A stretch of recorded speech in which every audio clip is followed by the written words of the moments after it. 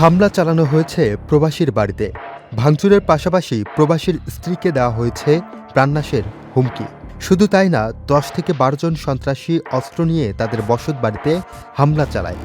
এ সময় হামলাকারীরা ঘরের দরজা জানালা ভেঙে ফেলে এবং ঘরের ভেতরে আসবাবপত্র তছমছ করে।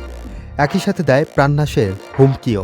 ১০-১২ জন সন্ত্রাসী নিয়ে সিএনজি করে আসি আমার এই সবগুলো ভাঙচুর করে এই জায়গার জানালাগুলো ভেঙে পিলার দিয়ে আমার ভিতরে ঢুকে আমার সাথে খারাপ আচরণ করছে। এরপর আমার মারধরের হুমকি দিছে, ইট মারি দিছে, সব কিছু করে সামনের দরজা দিয়ে আমার টাইলস মারি হুমকি দিছে। অস্ত্র, বড় একটা অস্ত্র নিয়ে আসছে।